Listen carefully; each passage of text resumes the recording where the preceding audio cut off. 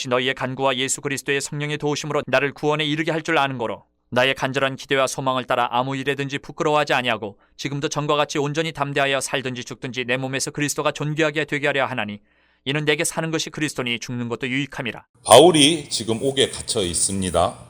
그런데 빌립보 교회 성도들을 향해서 항상 기뻐해요. 그 기뻐하는 이유는 우리 앞서 지난주 빌립보서 말씀 묵상한 것처럼 자기가 갇혀 있는 것 때문에 오히려 복음이 계속 전파를 돼요. 왜? 자기를 미워하는 그리스도인들이 바울이 갇혀 있는 틈을 이용해서 더 열심히 복음을 전해요. 덕분에 복음은 더 빨리 전파돼요. 그러니까 내가 갇혀 있어도 복음이 전파되니까 나는 기뻐, 행복해. 이것이 지금 바울의 논지예요. 바울의 이 효과가, 감옥에 갇혀 있는 효과가 정말 생각지도 못한 데서 자꾸 커져가는 거예요. 뭐 부정적인 방식으로 바울의 스타일이 아니든 바울의 스타일이든 하여간 복음은 계속 전파되는 거예요. 그것 때문에 열매가 계속 맺히는 거예요. 그거를 기뻐하고 있어요. 이런 열매를 바라보면서 바울이 오늘 확신하는 것은 19절에 이것 때문에 우리가 구원에 이르게 된다. 구원의 열매를 맺는다. 이렇게 얘기를 하고 있어요. 구원의 열매를. 그럼 바울이 오늘 말하는 구원이 도대체 뭘까? 그것을 자세히 우리가 좀 알아보려면 빌립보 교회에게 말한 그 말씀을 우리가 살펴볼 필요가 있어요. 바울이. 특히 구원을 이루는 자세, 태도에 대해서 조금 뒤로 넘어가서 2장 12절에 보면 이 구원을 얘기할 때 두렵고 떨림으로 이렇게 표현을 했어요. 두렵고 떨림으로. 구원을 이루는데 두렵고 떨림으로 이런 이야기를 했어요. 그러면 왜 구원을 이루기 위해서 두렵고 떨리는 게 필요할까? 두렵고 떨림으로 너희 구원을 이루라. 오늘 본문에서 처음 구원 얘기를 하면서 나를 구원에 이르게 할 줄 아는 거로 이렇게 19절에 얘기했는데 그리고 2장에 넘어가면 두렵고 떨림으로 너희 구원을 이루라. 이렇게 얘기를 해요. 그런데 그러니까 1장 19절부터 2장 12절 그 사이에 그 내용을 설명을 하고 있는 거예요. 왜 두렵고 떨림으로 구원에 이르러야 되는지 그 사이에. 거기에는 어떤 내용이 있냐면 간략하게 우리가 이 말씀을 드리면 우리를 위해서 겸손함으로 죽으신 예수 그리스도에 대해서 쓰여져 있어요. 그 사이에. 1장 19절부터 해서 2장 12절 그 사이에 우리를 대신해서 겸손하게 죽어주신 예수 그리스도에 관한 설명이 쫙 기록이 되어 있어요. 결국 바울이 말하는 것은 우리를 위해서 죽으신 예수 그리스도의 거룩한 희생과 사랑 앞에서 우리는 당연히 그 희생과 사랑 덕분에 구원받은 자로서 두렵고 떨림으로 설 수밖에 없다. 그 얘기를 하는 거예요. 그 얘기. 이거 정말 중요합니다. 여러분 한번 예를 들면 이렇습니다. 이게 적당한 예가 될지는 모르겠는데 이렇게 돼요. 제가 갑작스러운 사고로 죽을 위기에 처했는데 부모님이 나를 구해놓고 대신 죽어주셨다. 이렇게 가정을 한번 해보면 그리고 그 부모님이 숨을 임종하시기 전에 늘 기대했던 대로 야 아름다운 아들로 살아달라고 유언을 하셨다면 부탁을 하셨다면 그 사랑 때문에 부모님을 생각할 때마다 저는 두렵고 떨릴 수밖에 없는 거예요. 더욱이 그 이후로 내가 살아가는 삶이 그렇게 어머니가 부탁하신 대로 아버지가 부탁하신 대로 온전하지 못하고 좀 기대를 충족하지 못한 모습을 살고 있다면 부모님을 생각할 때마다 더 미안할 거예요. 더 떨릴 거예요. 더 두려울 거예요. 그렇지 않습니까? 그렇기 때문에 그렇게 되면 더 이제 열심히 아름답게 살아보려고 막 노력을 할 거예요. 그렇다면 나에게 있어서 구원이란 부모님의 뜻을 이루는 거예요. 바울이 말한 구원을 바로 이런 관점에서 두렵고 떨림으로 구원을 이루라 이런 것을 이런 관점에서 우리가 이해를 해야 돼요. 그러니까 부모님이 자식에 대한 분명한 기대의 꿈을 갖고 있는 것처럼 하나님도 동일하게 우리에 대한 당신의 자녀들에 대한 꿈과 기대를 가지고 있다. 가지고 계신다. 그것이 바로 우리가 이루어야 될 구원이에요. 구원. 바울은 그걸 얘기하고 있는 거예요. 오늘 빌립보 교회 성도들에게. 하나님은 우리 각자를 향한 기대, 비전 혹은 소원을 가지고 계십니다. 그것을 우리가 하나하나 이루어 가야 돼요. 하나님이 나에게 기대하시는 것을 이루어 가야 돼요. 그리고 그 구원은 당연히 하나님께 영광을 돌려드리는 결과로 나오는 거예요. 바울이 말하는 두렵고 떨림으로 구원을 이루라. 여기에 있는 의미가 바로 그거예요. 하나님의 뜻을 이루는 삶을 살아가는 거예요. 그래서 오늘 바울이 기뻐하는 이유는, 감옥에 갇혀 있으면서도 기뻐하는 이유는 자신이 이루어야 될 그 하나님의 기대치, 바울에게 하나님이 기대하고 있는 것을 오늘 19절 나오듯이 내 구원을 내가 이루어가고 있다고 느껴지기 때문에 자기는 기쁜 거예요. 나는 하나님의 기대치를 이루어가고 있어. 그게 무슨 얘기냐면 그런 증거들로 자기가 감옥에 갇혀도 복음이 전파되고 나가도 복음이 전파되고 나를 통해서 이방의 복음을 전파하는 게 하나님의 뜻인데 그게 이루어져 가니까 행복하고 막 흥분이 되는 거예요. 안 갇혀 있을 때도 복음이 전파되고 갇혀서 안 될 줄 알았는데 또 그래도 복음이 전파되고 그러니까 막 흥분을 하고 행복한 거예요. 하나님의 뜻을 이루어가고 그래서 오늘 19절에 이런 표현을 하는 거예요. 예수 그리스도의 성령의 도우심으로 나를 구원에 이르게 할 줄 아는 거로 이렇게 얘기해요. 이처럼 아름다운 구원을 빌립보 교회의 기도, 성령의 도우심으로 이루어가고 있기 때문에 기쁘고 행복하고 흥분되고 그런 거예요. 어쩌면 바울은요 지금 이 감옥에 갇힌 몸으로 이 복음이 이런저런 방법으로 계속 전파되는 모습을 보면서 자기 인생의 긴 마라톤에 이제 꼬린 지점이 얼마 남지 않았구나 이런 것들을 아마 이렇게 느끼고 있었을지도 몰라요. 로마 감옥 속에서 나의 달려갈 길이 이제 얼마 남지 않은 것 같다. 얼마 남지 않은 것 같다. 그래서 바울은 그런 상황에서 단호하게 다짐을 합니다. 그래서 오늘 20절에 뭐라고 표현합니까? 아무 일에든지 부끄럽지 아니하고 이렇게 다짐을 해요. 아무 일에든지. 이게 무슨 말입니까? 아무 일에든지 부끄럽지 아니하고 즉 지금까지 살아온 모습 그대로 내가 끝까지 집중해서 이렇게 살아가겠다는 거예요. 지금까지 살아온 것이 하나님 앞에서 계속 복음이 전파되는 걸 보니까 내가 똑바로 살아온 것 같다. 하나님의 기대에 맞춰서. 그러니까 앞으로 얼마 안 남은 것 같은데 그때까지 나 이대로 살아갈 거야. 이렇게 다짐하는 거예요. 이대로 살아갈 거야. 그 방법이 뭡니까? 1장 20절에 지금도 전과 같이 이렇게 표현해요. 지금도 전과 같이. 지금까지 살아온 것처럼 이제 감옥 속에서도 난 그렇게 살아갈 거야. 하나님의 기대를 이루면서 그 다짐을 하는 거예요. 여러분 동일한 마음으로 주님을 향한 첫사랑을 유지하면서 살겠다는 거 성도들이 다 그렇게 다짐하고 결단합니다. 저도 그렇게 결단해요. 그런데 누구나 이렇게 시작은 가능한데 누구나 이렇게 주님께 결단하고 헌신하고 다짐은 가능한데 살아가다 보면 자꾸 넘어지고 실패할 때가 있어요. 다짐과는 다르게. 처음과 똑같은 마음으로 주님을 믿고 헌신하고 섬기면서 살아가지 못할 때가 있어요. 왜 그럴까? 왜 이렇게 시종일관 주님을 섬기고 사랑하는 모습을 유지하면서 살아가지 못하고 실패할 때도 있고 넘어질 때도 있고 의심할 때도 있고 베드로처럼 배반할 때도 있고 왜 그럴까 우리가? 첫사랑은 안 그랬는데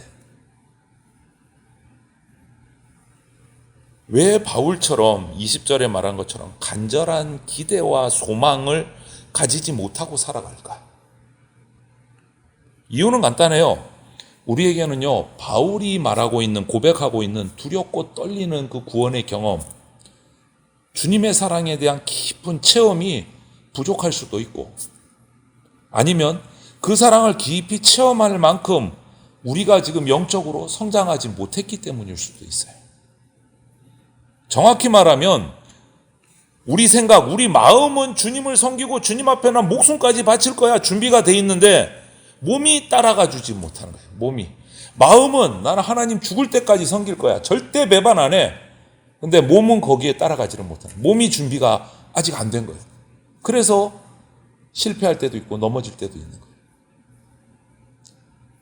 바로 이것이 조금 전에 말씀드린 예수님 이 땅에 계실 때 수제자 베드로의 모습에서도 그런 게 등장을 하잖아요. 주님께서 정말 십자가를 앞두고 간절히 기도하던 그 겟세마네 동산의 기도의 현장에서 잠자는 모습. 깨어서 기도하라 그러는데 계속 자는 모습.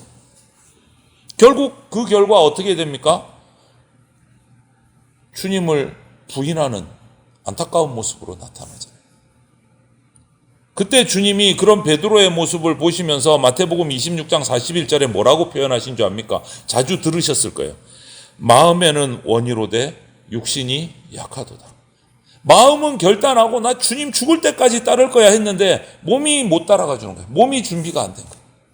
그러니까 실패하고 쓰러질 때가 있는 거예요. 몸이. 그런데 오늘 바울을 보십시오. 그런 자신의 연약함을 알고 있던 바울, 마음은 있어도 몸이 못 따라갈 수도 있다는 그것을 깨달은 바울은 자신의 영혼이 하나님 앞에 정말 종으로서 온전히 다 쓰일 수 있을 때까지 내 몸을 쳐서 복종시킨다. 이렇게 표현했어요. 내 몸을 쳐서 복종시킨다. 마음은 따라가는데 몸이 못 따라갈까봐 내 몸을 쳐서 복종시킨다. 예수 그리스도의 말씀에. 그렇게 표현을 했어요. 그만큼 필요한 거예요. 만일 나 자신의 몸을 내가 통제하고 영의 요청에 따라서 움직여야 되는데 그렇지 못하면 결국 우리는 실패하고 넘어질 때가 있는 거예요. 마음은 있는데 몸이 못 따라가니까. 그러면 참 안타까운 모습이 나타나는 거죠. 그래서 고린도전서 9장 27절에 보면 이런 말씀도 있어요. 내가 내 몸을 쳐서 복종하게 함은 내가 남에게 전파한 후에 자기가 도리어 버림이 될까 두려워함이로다. 내가 열심히 복음 전했는데 그 사람은 변화받아서 몸도 복종해서 예수님을 따라가는데 나는 몸이 준비가 안 돼서 나는 복음 전해놓고 나는 버림받을까 두렵다. 그래서 내가 몸을 쳐서 복종시킨다. 이 얘기하는 거예요. 여러분, 우리는 분명히 영적으로 구원받습니다. 그런데 우리의 몸으로 그 구원을 이 땅에서 실천하고 이루어가는 삶이 있어야 돼요. 그것이 성화의 상 가운데 있는 거예요. 그때 그것이 뭐냐? 몸으로 쳐서 복종시킨다. 몸으로 구원을 실천한다. 이 말의 의미가 뭐냐? 세상의 물질을 넘어서 하나님께 모든 소유를 이전하는 것. 소유권 이전이에요. 말을 바꾸면 내 욕심, 내 권위, 내 계획 이런 것을 다 뛰어넘어서 하나님의 뜻대로 움직이도록 내 가진 모든 것, 영적인 것, 육적인 것 모든 것을 하나님의 것으로 소유권 이전하는 거예요. 그게 몸이 복종된 거예요. 몸. 그런데 바울은 그게 된 거예요. 바울은 그게 된 거예요. 그렇게 자유자재로 내 몸까지도 주님을 위해서 사용하고 있는 자신의 몸, 자신을 보면서 막 기뻤던 거예요. 아니, 로마 시민권을 딱 내밀면 감옥에 갇히지 않을 수도 있는데도 불구하고 복음을 위해서 로마로 가기 위해서 로마 황제에게 복음을 전하기 위해서 로마 시민권 사용 안 하고 주머니에 꾹 찔러 넣고 그냥 감옥에 갇혀서 로마까지 가는 거예요. 왜? 복음을 위해서. 감옥에 들어가지 않을 수 있음에도 불구하고. 그리고 죽음을 두려워하지 않는 모습. 그런데 감옥에 있는데 걱정했는데 복음이 더 많이 전파되는 모습을 보고 자기는 자기 몸을 복음을 위해서 스스로 내던지는 모습을 보고 쓰임받는 모습을 보고 흥분하고 있는 거예요. 아, 내가 몸까지도 이제 쓰임받는구나. 여러분은 어떠세요? 저도 물어봤어요. 이 말씀을 준비하면서. 나는 이런 경험을 해봤나? 하고 있는가? 여러 가지 생각들이 떠올랐어요. 여러분은 어떻습니까? 죄 앞에서 나를 제어할 수 있는 나를 스스로를 본 적이 있으십니까? 정말 낙심하고 막 절망해야 되는 상황에서도 감사하고 기뻐하는 자신을 한번 보신 적 있으세요?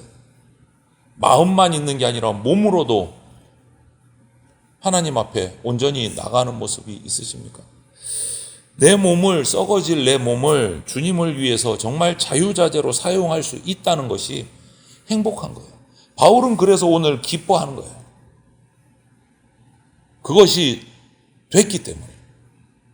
자기 연민이나 이 동정심 이런 게 아니고 하나님이 요청하시는 대로 영도 따라가고 몸도 따라가는 거예요. 그게 스스로 너무 대견한 거예요. 바울은. 그게 자기가 했다는 것이. 무한히 행복한 거예요. 무한히. 이 모습이 바로 주님께 사로잡힌 예수 그리스도의 진짜 제자의 모습입니다. 성경의 말로 하면 주님의 종이 된 모습이에요. 주님의 종이 된 모습. 종은 그렇잖아요. 자다가도 벌떡 일어나서 나가야 돼요. 주인이 부르면 자다가도 벌떡 일어나야 돼요. 밥 먹다가도 숟가락 내려놓고 튀어나가야 돼요. 그게 종이잖아요. 그런데 예수 그리스도의 종이 된 바울은 그거를 했다는 거예요. 그래서 행복해하고 있는 거예요. 여러분, 이런 아름다운 종은 사람이 사람을 다스리는 주종 관계에서는 있을 수가 없어요. 이런 거는 갑질이 나오고 데모를 하고 이래요. 왜? 죄인과 죄인의 관계이기 때문에 이런 아름다운 주종 관계가 사람 대 사람에서는 결코 나올 수가 없어요.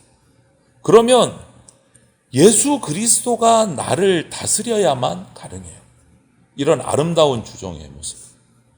그래서 바울은 자신에게 있어서 오늘 21절에 뭐라고 합니까? 내가 사는 것이 그리스도니 라고 표현해요. 내가 사는 것이 그리스도니. 바울은 자신이 예수님의 온전한 통치를 받고 있는 사람이다. 이것을 깨달은 거예요. 마음도 통치받고 몸도 통치받고. 바로 이런 이유 때문에 바울의 모든 생각, 계획 등등등 모든 것은 주님께 딱 시선이 고정되어 있는 거예요. 생활도 주님을 향해서 딱 고정되어 있는 거예요. 딴 데로 돌아가지를 않는 거예요. 그러다 보니 당연히 물질, 권세, 명예 이런 것은 사도 바울에게 별 관심이 없어요. 왜? 자신의 관심은 오로지 예수 그리스도. 내 몸도 여전히 예수 그리스도께 향해 있기 때문에. 모든 것이 주님의 것이기 때문에 엄밀하게 말해서 내 안에, 바울 안에 예수 그리스도가 왕의 자리에, 주인의 자리에 완전히 딱 앉아 계시기 때문에 이렇게 할 수 있는 거예요. 그리스도를 위해서 사는 것 말고 다른 목적이나 이유는 없는 거예요. 그래서 빌립보서 오늘 본문의 1장 21절을 새 번역이라는 새로운 번역의 말씀을 통해서 보면 약간 다르게 번역을 해놨는데요. 의미는 똑같아요. 나에게는 사는 것이 그리스도이시니 죽는 것도 유익합니다. 이렇게 현대어로 번역을 했어요. 죽음까지도 행복하다. 주님께서 내 속에 살고 계시기 때문에. 여러분 한번 보세요. 죽음이란 거 치열하게 싸우는 거잖아요. 경쟁이잖아요. 그 죽음이란 것은 그 치열한 육신으로부터 완전히 해방되는 게 죽음이잖아요. 그런데 사람들은 그거 두려워하잖아요. 해방되는데 왜 두려워하는 거예요, 도대체? 그런데 그 해방이 얼마나 자유로운지 바울은 알았던 거예요. 완전하게 자유로워지고 주님과 함께 천국에 들어간다는 의미가 바로 죽음이다라는 것을 알기 때문에 바울은 죽는 것도 유익하다라고 표현해요. 죽는 것도 유익하다. 세상에 살면서 육신으로 살면서 주님께 쓰임받는 것도 행복하고 흥분되고 기쁜데 죽는 것도 행복하다. 왜? 주님 품으로 돌아가니까. 이래도 좋고 저래도 좋고 주님과 함께 쓰임받으니까 너무 좋고 이 얘기인 거예요. 그래서 갈라디아서 2장 20절에 보면 이렇게도 표현을 했어요. 바울은. 내가 그리스도와 함께 십자가에 못 박혔나니 그런즉 이제는 내가 사는 것이 아니요 오직 내 안에 그리스도께서 사시는 것이라. 비슷한 말을 하고 있죠. 이제 내가 육체 가운데 사는 것은 나를 사랑하사 나를 위하여 자기 자신을 버리신 하나님의 아들을 믿는 믿음 안에서 사는 것이라. 이런 고백을 갈라디아서에서 바울은 했어요. 여러분, 진정한 구원이 바로 이런 모습이에요. 진정한 구원. 주님과 하나됨으로 모든 것이 주님 안에서 만족하는 것. 이것이 구원이에요. 죽음이든지 생명이든지 주님 안에서 만족하는 상황이 다 되는 거예요. 죽어도 만족하고 살아도 만족하고 이것이 구원이에요. 착한 구원. 저와 여러분이 오늘 이 말씀을 보면서 바울과 같은 진정한 구원, 착한 구원을 경험하는 그런 복된 인생들이 다 되시기를 주님의 이름으로 축원을 드립니다. 아멘.